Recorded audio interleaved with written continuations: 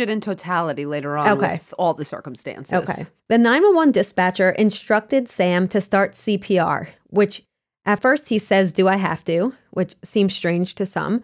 And then he proceeds to do so. But then he was instructed to stop because he tells the dispatcher that he noticed there was a knife still lodged in Ellen's chest. Oh my God. I'm not sure why he didn't see that at first and why it took him starting to do chest compressions to notice it. Like, we're talking a kitchen butcher knife. The police and paramedics got there fairly quickly. By 6:40, Ellen was pronounced dead. She was pronounced dead on arrival.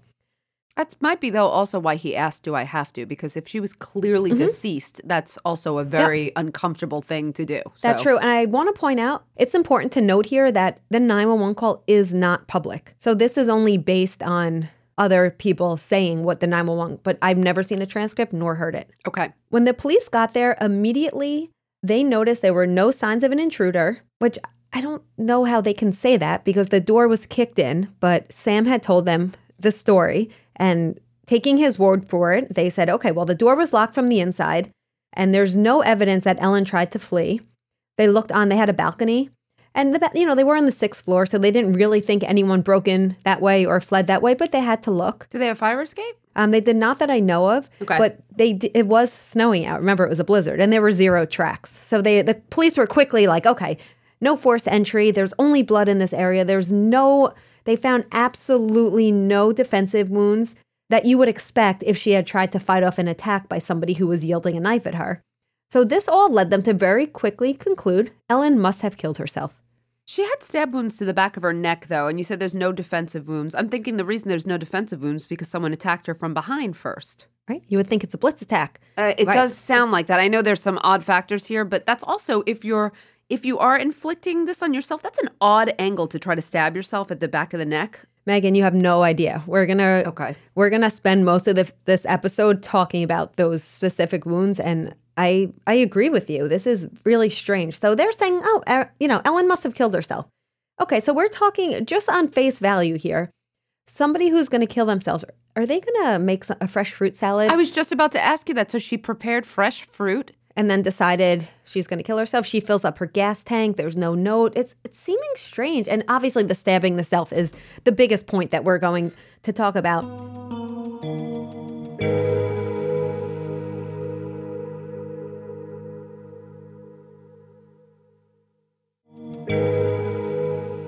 The police did what they had to do. They interviewed people in the building. They gathered surveillance footage. Unfortunately, there were no cameras in the hallway where their apartment is. Of course. But there were cameras at the entrance and exits, and they were able to say that there was no, foreign people that entered the building. But that doesn't mean that someone who lives in the building couldn't have harmed her. Just going to say that. They also took several statements from neighbors, and every single neighbor claimed they didn't hear any screaming or commotion. The only thing they heard was Sam knocking on the door frantically and then eventually knocking down the door. They also spoke to that doorman who Sam had asked for help. He corroborated the story Sam told him, but he did mention he thought it was odd because Sam said he was at the gym, but he was wearing boots and not sneakers. Interesting. Was there any gym surveillance? Do we know that he went to the gym? We don't know. Some sources say a key fob at least puts him going into the gym. Okay. But there's no exit, and I don't believe that there was footage. And if there was, then it wasn't easy for me to find. Got it. We do know that he left the apartment at 4:45, like he said, based on, since it's a key fob, they could see anytime the door was open. So they know that door was opened at 4:45, and it was not opened again until Sam broke into it. Okay. No one in the building had reported seeing anyone strange or seeing or hearing anything suspicious. The day after Ellen's death, an autopsy was conducted. This is where things get really interesting. Again, she sustained 20 stab wounds ranging from 0.2 centimeters to 4 inches in depth. Was this, did they determine, that the knife was on scene? Like nobody took a knife out. It was, the knife was... So there was the knife found in her chest. There was a butcher's block, but there were 2 knives in the sink. Okay, and the knives in the sink were clean, but they never tested them for trace evidence. And she's got the one in her chest. I'm forgetting that she had one. All right, so it's left there. Okay. It is left there. And that's one of the ones that was 4 inches in depth. She also had 11 bruises scattered on her right arm, the right side of her abdomen, and her right leg. These bruises were described as being in various stages of resolution. which means that they were in different stages of healing, most likely caused in different time frames. So what are we thinking now? Abusive boyfriend. That's Maybe what I would think. Domestic violence. Yeah, so now we're seeing she has these bruises that are in various stages. She's acting different. She's experiencing anxiety, talking about moving home. This is... Yeah, I'm seeing the picture a little bit come together here. That's what I'm thinking. And an odd detail about these bruises is they were only found on the right side of her body. And these were pretty pronounced, enough so, like, not just like a stub your toe bruise. These were enough for them to really look at it. The police were quick to say they were probably from contact sports or exercise classes. I was going to ask if she was extremely active, but... By all accounts, she did yoga. That was her main exercise of choice. You probably wouldn't have that many bruises. I easily bruise, and at any given time, I have like 2 bruises on me, but 2 at most. And again, it was only on her right side. Interesting. Ellen sustained several injuries to the vertebrae in her neck, along with injuries to multiple different organs, such as the aortic arch, which is a portion of the heart that helps to distribute blood to the head and upper extremities. She also had injuries to the upper lobe of her left lung and her liver. In the autopsy, it didn't appear that the coroner could figure out what order the previous injuries had happened. Mm-hmm. And since there were so many injuries, it was a little difficult to see, was she stamped in the chest before the neck? And it was, there's a lot of disagreement about the order of these different wounds. That happens. I mean, I've definitely seen that happen in cases where they can't figure out the ordering. Mm-hmm. Regardless, though, the autopsy yielded manner of death as being a homicide due to the nature of the crime and the wounds. The police never told the family about this. What do you mean? Initially, the police said this is a suicide, and that's what they told the family. It's a suicide. Then the medical examiner says, nope, this is a homicide. So they changed the cause of death, never told the family.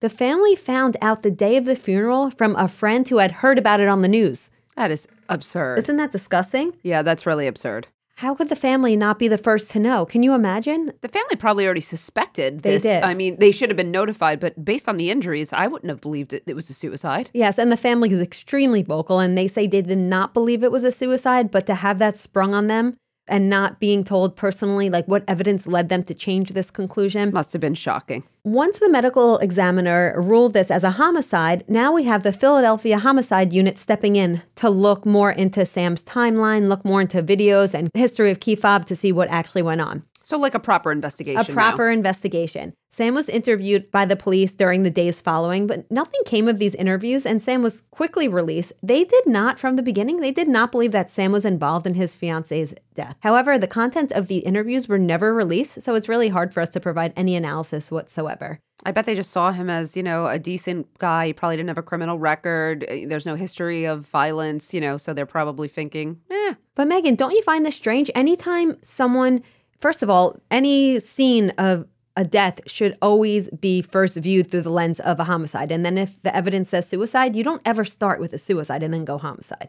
No, I don't think, well, unless actually, it's I don't very think clear, you but... start with either.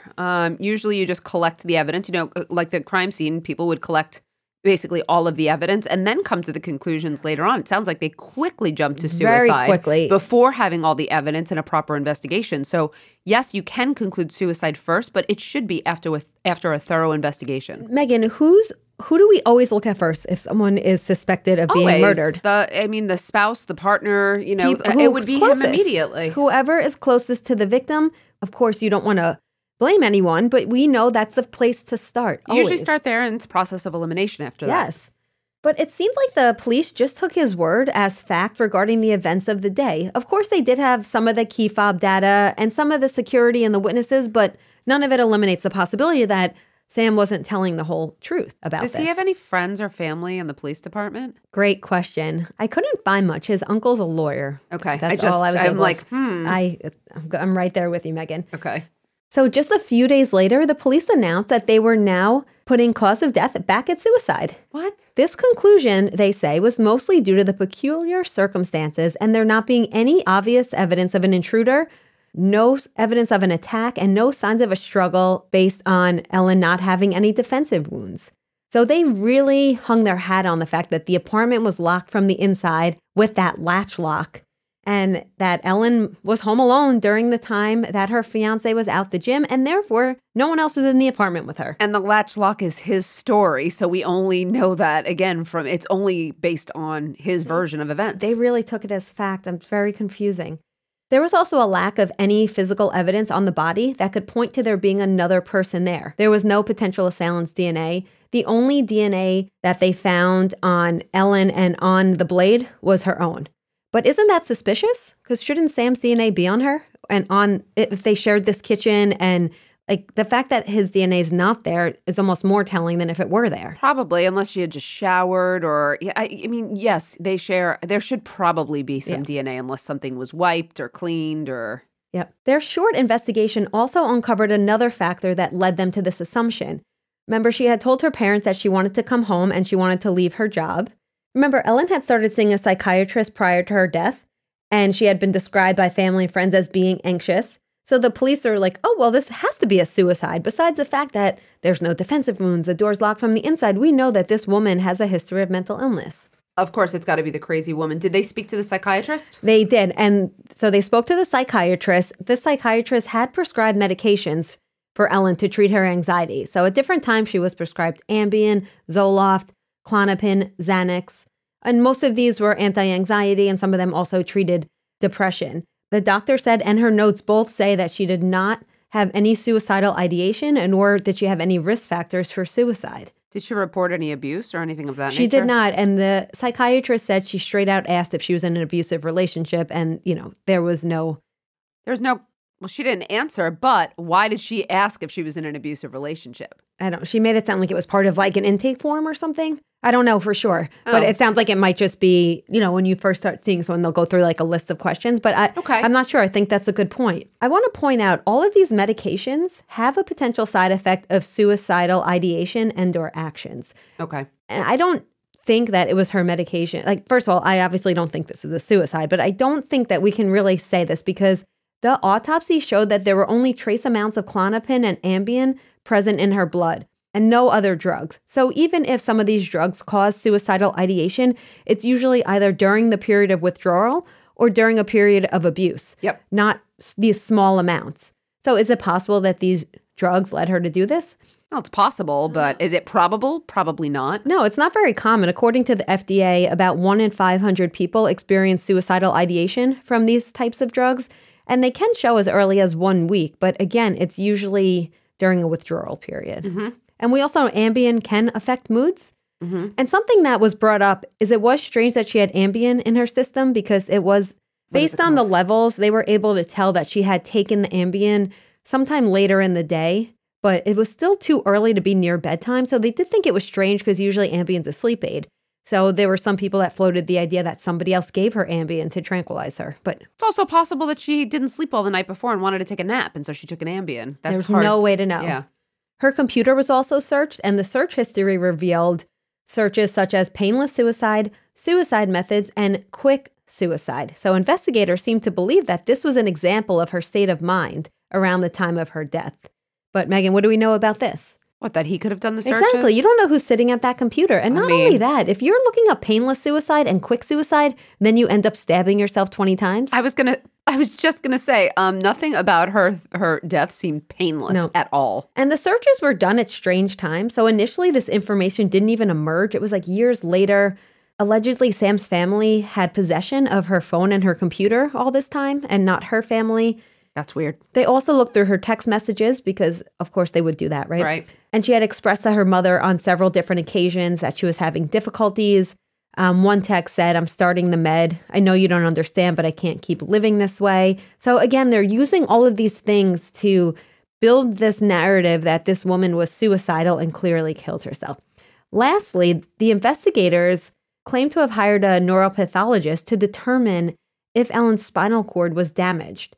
Now, why is this so important? Because if the spinal cord was hit but not severed, then she could have continued to stab herself and maybe not have felt the pain because she went numb. Do you know, I was going to say that, but I was also going to point out that if it was severely damaged, that she couldn't continue to. Exactly. That's the other side of it. It's the flip side. So the police, again, going on this idea that it was suicide, their neuropathologist allegedly claimed that the spinal cord was not severed, but it was hit enough in that she probably went numb, which is why she was able to do that deep gash in her chest, which is the one that probably is the one that killed her. So this poor family, I mean, the death originally a suicide, then a homicide. At some point, it was changed to undetermined, and now back to a suicide. Once again, the family finds out through the media that this case is now a suicide. I wonder why the lack of communication with the family or just the basic civility, like respect to show to the family. It doesn't make any sense to me. And it seems like in this case, of course, you never want to just rely on one side, but the police haven't said too much, so it's easier to rely on the Greenberg family. But it sounds like they were being dismissed from the start. It does sound like that. Let's talk a little bit about the possibility that Ellen had taken her own life. So we already talked about the fact that stabbing yourself is not quick nor painless. Meghan, it's also very unlikely.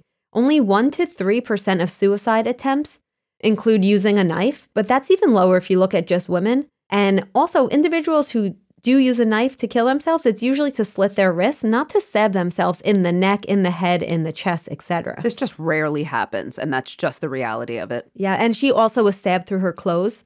And that's also rare. People that stab themselves usually will lift up the clothes. Yep. There's no reason to make it more difficult. Yep. Females who do commit suicide, it's often by firearm, suffocation, or poisoning. Mm-hmm. Ellen had many smaller wounds, and they explained this away by saying it was hesitation wounds. She was testing it out before being able to actually go through with it. And this is just so disrespectful. I've definitely heard of that, but I think they're just explaining away anything that would contradict this finding of suicide right now. That's what it sounds like to me. And you have to wonder why. Why are they so stuck on the suicide theory? I'm thinking it's not, I think they're stuck on it because they couldn't find any evidence, and therefore it makes it so much harder to prove homicide if you have no evidence to prove homicide. And so it's like a default. It's just easier to assume that it was her by her own hand.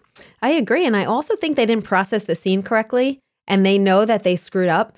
And if they now say it's a homicide, they're going to look really bad. From the moment they got to that apartment, they weren't processing it as a crime scene. They were processing it as a scene of a suicide. Remember, there were those knives in the sink. They didn't take DNA. They didn't check the fiance's nails for DNA. They didn't check to see if he had any wounds on him. I wonder why they didn't do that from the start. I mean, it sounds like it was just a mistake. Maybe they didn't handle a lot of homicides. Maybe they didn't handle a lot of domestics. I'm not sure. And that's why I'm wondering if they're sticking with suicide because they're embarrassed of how they really screwed this up. That could be. The family never believed that Ellen took her own life. And as a lot of families do, they launched their own investigation. Meghan, we see this a lot. When families aren't satisfied with an outcome, they go ahead and do it themselves, same as we would do if it was our loved one. Absolutely. It's interesting, Meghan, their number one goal was to have the cause of death changed to either homicide or undetermined. Do you know why? Because then they would have to keep investigating. Yeah, the case cannot be reopened until the manner of death is changed. Yep. There's nothing to investigate. Yep, I've seen that happen in a number of cases where it's called suicide and then that's it. The investigation stops. Nothing. You can't go to court with a suicide. If the medical examiner will not adjust that finding, you're dead in the water. They can't subpoena files. They can't do anything. They wanted to get their hands on their daughter's autopsy. Yeah. They couldn't legally. They had to pay for it. They actually paid to get their hands on crime scene photos and the medical examiner's report. That's just gross. The family filed a suit with their attorney, Joe Pedraza, against the Philadelphia Medical Examiner's Office in hopes to have the manner of death change. They also got their hands on the autopsy report and the crime scene photos by working with the former state attorney general, Walter Cohen. With his help, they were able to gain access to important information concerning the case, such as the police case file. And this was really difficult because the police would not share anything with them. The police said, if you want to see anything, you can come to the station. You cannot take pictures. You cannot take notes. You cannot bring your lawyer, but you can come see it. You could just review it here, basically. But you can't. That's not helpful. Yeah, it's not helpful at all. So they retained pretty much a dream team. They retained a team of experts. You're going to recognize many of these names. Okay. First, they sent their files to Cyril Wecht. Oh, yes. Cyril Wecht is a total badass in the forensic pathology world. He's handled something like close to 15,000 autopsies. I also know that he's done some of the famous ones like the JFK. Yep. He did Sharon Tate. John Bonet. I was going to say John Bonet. Yep. He was the president too. I don't know if it's called president of the Academy of Forensic Sciences. So he's like top notch. Yeah, he's who you want on your team. Yeah. With his help, they brought up how the location of the many stab wounds to the back of Ellen's neck was not only unusual for a suicide, but that the actual volume and the location of the wounds almost makes it impossible. if not impossible, improbable. I don't even see why you need Cyril Wecht to say that. I mean, it's just like it gets more credibility, but it seems so obvious. Yeah, I think they were just looking to bring in, people that had, and of course, we also know Cyril Wecht is a forensic pathologist from Pittsburgh, and they were in Philly, so maybe local. They obviously needed someone to say it because no one's listening, but I just can't believe that this wasn't, just almost obvious to the officers investigating. I totally agree. They also called on Tom Brennan, who is a retired 25-year state police veteran and the police chief of Dauphin County. He volunteered to work on Ellen's case pro bono. He's made a lot of movement in this case. Most of what he's focusing on is trying to counter the claim that the lack of defensive wounds means that it was not a homicide. And this is where this idea of a blitz attack comes in that you mentioned before, Meghan. Okay. And again, a blitz attack is an attack that happens too quickly for a victim to react. And this typically results in the victim not having the opportunity to defend themselves, hence no defensive wounds. And this also might be why neighbors didn't hear commotion or screams. It makes perfect sense. But a fresh look at this case also revealed that blood evidence was overlooked in the first investigation. Brennan was also able to point out some new blood evidence. The crime scene photos revealed that Ellen had a dry stream of blood running horizontally across her face from her nose to her cheek. So this would be evidence that at some point she was laying on her side, right? Because the blood. But she was found sitting upright. So this detail goes against the assumption that Ellen was never moved. Seems like a pose. Right? So the counterpoint was, well, maybe she stabbed herself, lost consciousness, fell to her side, got back up and continued stabbing herself. That seems But unlikely. This blood flow really baffled many people on this new investigative team. There's also this gentleman by the name of Guy DeAndrea, who he used to be a homicide prosecutor, and then he went into private practice, but he was also volunteering his time on Ellen's case. And he looked at this and said, no, that blood path defies gravity. None of this is making sense. I can't even believe this was new. How did they miss this the first time around? But this really means that she must have been moved, unless she moved on her own, which is unlikely. Right. Another piece of evidence that was reexamined was this existence of the Neuropathologist Report. Remember that they tried to say that the stab wounds to Ellen's neck would not have impaired her to the point where she couldn't continue stabbing. Right. Well, this part is very interesting because the police said that it was a woman by the name of Lucy Rourke Adams who had filled out that report, but they were not able to get any copy of this report. They went to the medical examiner's office, they went to the police, and this report did not exist. They were told that maybe they didn't have it, or maybe they don't know what happened. So why didn't they go to her? Well, that's what they did. They could not find a copy, so they go directly to Dr. Rourke Adams, and shockingly, she claims she has no recollection of ever performing that analysis. So that's an outright fabrication? Well, it sounds like? Yeah, so it's possible she didn't remember, but she actually said, hey, I don't work for free, and I have no invoice or no bill for that. Plus, there's no report. So yeah, that sounds really suspicious. I mean, did the police lie? Had they used a different neuropathologist and mistakenly said it was her? Okay. Either way, something smells here, right? Yeah. Then Tom Brennan, who we have spoke about before, he also made another huge leap in the case when he discovered that the medical examiner's office had actually held on to a piece of Ellen's spinal cord. So now this new team was able to look at whether a stab wound would have severed Ellen's spinal cord, and whether they could support or refute this decision that there was no significant spinal cord damage. Yeah, so they bring in forensic pathologist Wayne Ross to examine the specimen, and he concluded that the stab wound penetrated Ellen's cranial cavity and severed the cranial nerves and her brain. Wow. So this led him to conclude that Ellen would have experienced severe pain and an impaired loss of consciousness, hence not enabling her to continue on with stabbing herself. That makes sense to me. So this sounds like a pretty strong case here. Well, guess who? Then they bring in another superstar. They bring in Mr. Henry Lee. Oh, we know him too. We know Henry Lee. Another rock star in the forensic pathology world. In fact, I think him and Cyril have covered some of the same cases. Like he's worked on the JFK and John Bonet as well. I think there's been some overlap when they go to the top experts. Lee was I think he was probably the most known for his role in the O.J. Simpson trial. Absolutely. Yeah. So Lee concludes that according to the number of stab wounds and the bloodstain patterns, this was most likely not a suicide. Shocking. Right? Still, there's more. Gregory McDonald is the dean of the School of Health Sciences at Philadelphia College of osteopathic medicine, and the chief deputy coroner for Montgomery County. So these are real experts here. And he also took issue, but his issue was with the shallow stab wounds. So he did say that the shallow wounds were not usually indicative of homicide, as very rarely there is hesitation in a homicide attack, and that it would have been possible, in fact, for Ellen to inflict the shallow wounds. But he also explains that 4 of the much deeper wounds and the force needed to create those is not typical of suicide with a sharp object. And also a deep gash on her head. She also had a gash on her head that was 2.5 inches long. That's typically not part of a suicide through stabbing. Right. So like many others, he made note of the fact that Ellen's stab wounds were not indicative of a suicide. And I believe he also brought up that idea that stabbing through clothing is not typical in cases of self-inflicted wounds. Mm-hmm. Then we had Robert Keppel, who is a retired chief criminal investigator for the Washington State Attorney General Office. Now, this guy investigated high-profile cases such as Ted Bundy and the Green River Killer. I know Keppel. He interviewed Bundy. There you go. Okay, I know you know all these guys. I do. One of the main things he pointed out was that it was strange that the knife was left in Ellen's chest, and also that many of the wounds, it was clear that somebody else was doing something to her out of anger, perhaps. Okay. Lastly, Greenberg's team has been using a new tool called forensic photogrammetry. Have you heard of this before, Meghan? Briefly. Okay. So this is a technique where they use software that combines photos of crime scenes from different angles, really allowing them to triangulate the position of objects in the photos and create a 3D model of the crime scene. Got it. That's what I knew. Yeah. It's pretty cool what this software could do because they use it to measure skid marks for car crashes or bullet trajectories, shoe prints, tire prints, blood spatter.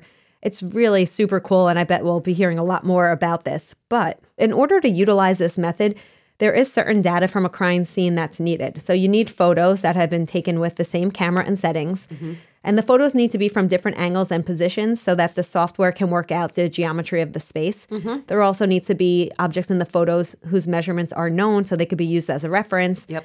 And important physical features of the scene. So they're doing the best they can, but they don't have access to everything they need, and they didn't take the original photos, so they're working with what they have. That's hard. Yeah. So bottom line, this method has allowed them to recreate a picture as to what happened to Ellen and whether or not she could have realistically created the wounds found on her body. I urge you all to look up these images online. So remember I mentioned the current lawyer is assisting them in filing this lawsuit against the Philadelphia Medical Examiner's Office. They've been utilizing this tool as a way to prove that it would have been impossible for someone to create those injuries on their own bodies.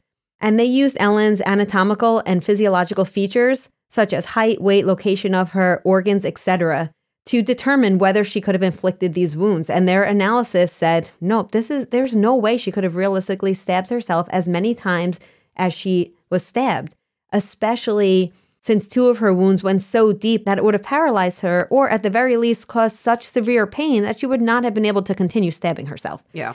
No surprise here for me. They're also starting to look back at that swing bar that was so important to the police. Remember, they said that, the swing bar lock. Remember, they were saying, this had to be suicide because she was inside and there was this lock.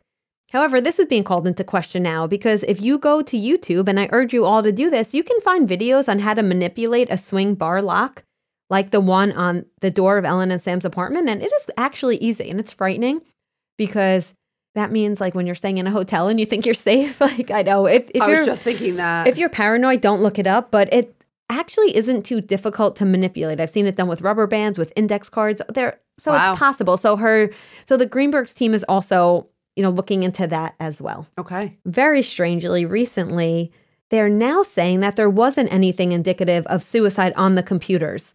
And it has not been clarified as to why this change has occurred. Like it's unclear as to was it fabricated or I'm not quite sure with it, but that is another area of focus. But regardless, I don't think it matters because we don't know if she was the one searching it. And if she was, she did not kill herself in a painless way anyway. Right. And then the other focus is Ellen's medications and whether or not the side effects of suicidal ideation could be to blame for what happened here. But again, it's rare for it to happen. And when it does happen, it's in the case of withdrawal or abuse. So where is Samuel Goldberg? So Samuel Goldberg is now 38 years old, and he's a married father of 2 living in New York. He did remain in contact with the family for a year or so following the death, and then he stopped, communicating with the family. As far as I know, he's still working as a television producer, and luckily there has been renewed interest in the case because just this past January of 2021, as I mentioned in the intro, it marks the 10-year anniversary. I think we'll see things moving forward a little bit. I mentioned about that civil suit that was filed. That was back in October 2019. But just last year, January 2020, it proceeded past the motion to dismiss stage. So the trial is set to begin in 2021, which is this year. Okay, yeah. Wow, that's something to keep us updated on. Yeah. If and when this trial does occur, we will for sure do a follow-up and provide an update as things develop. In the meantime, what can you do to bring justice for this family? There is a Facebook page in Ellen's honor called Justice for Ellen. And at this point, there's over 20,000 supporters. And most people go to that page can then sign a change.org petition calling for this case to be reopened. So I urge people to go to the Facebook page, go to change.org and, add your name to this petition. And I'm going to go to this petition. This case to me, it's just clearly a homicide. And I'm not saying who committed the homicide. Yeah. Because I think it could have been someone else. Mm-hmm. It doesn't have to be necessarily fiance, but this is not a suicide. So please go out if you can, research this. And if you feel the same way we do, go to this petition, sign it. Amy, thank you so much for this really intriguing case. I really hope to hear some updates in the future. All right. And we have some questions today, Meghan. Questions from the patrons. All right. All right. So Julia says, what case do you think the media has most hijacked in regards to the narrative?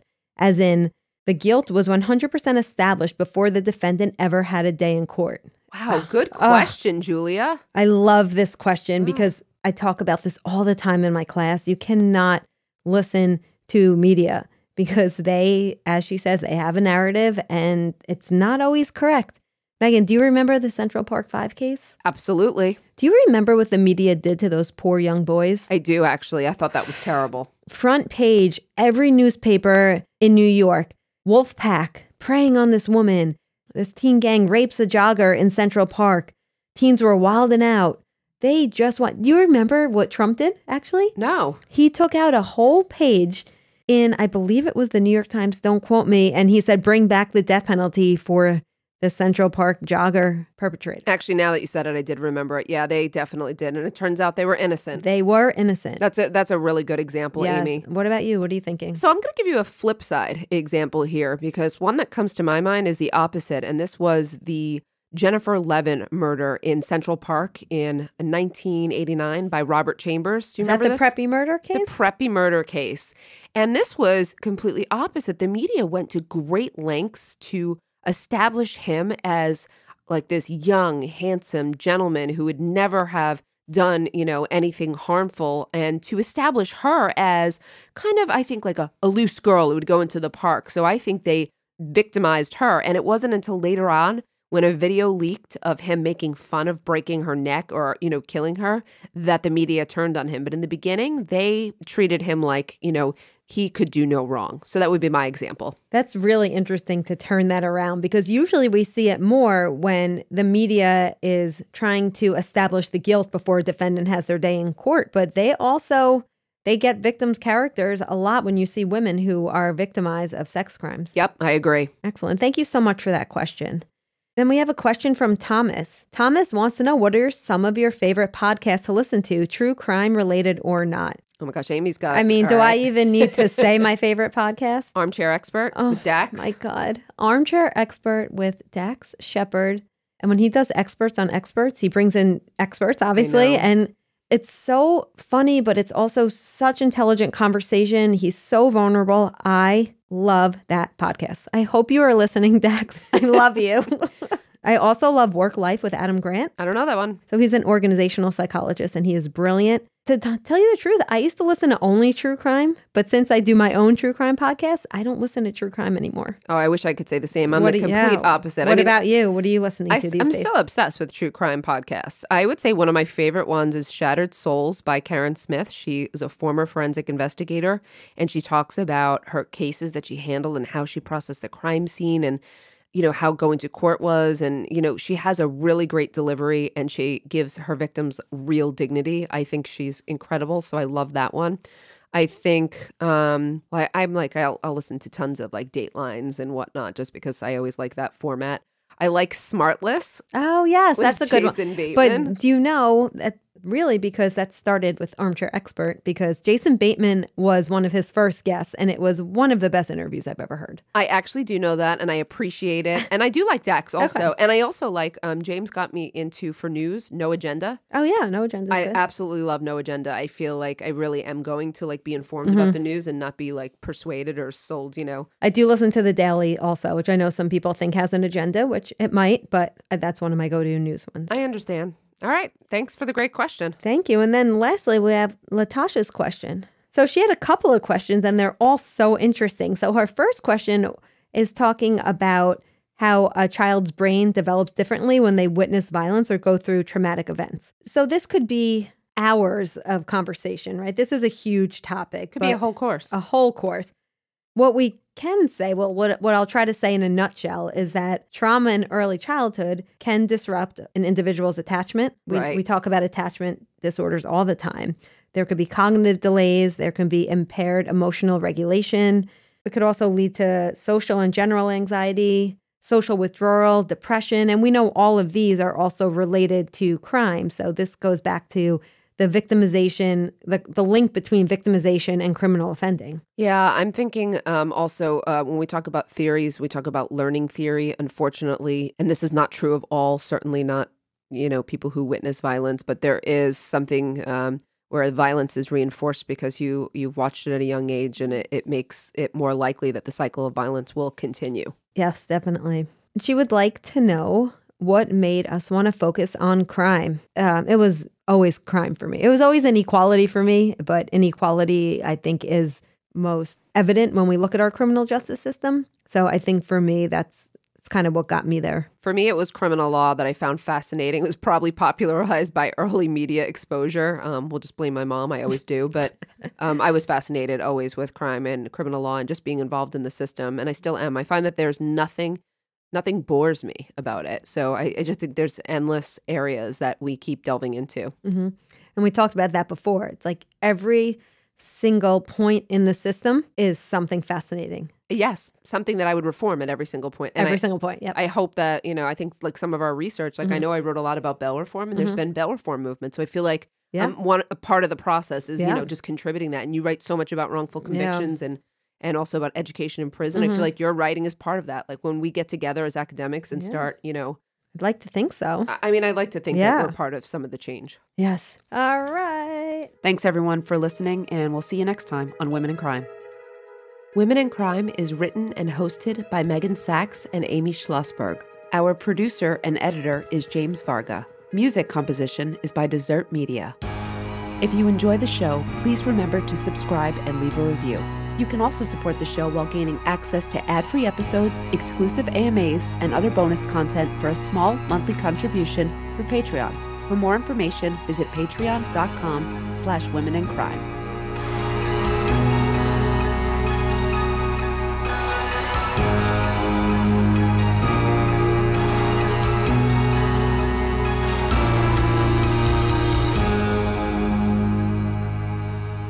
Sources for today's episode include CBS, PBS, the Philadelphia Inquirer, Philadelphia Medical Examiner's Office Autopsy Report, Oxygen, Photomodeler, and 48 Hours. And 48 Hours.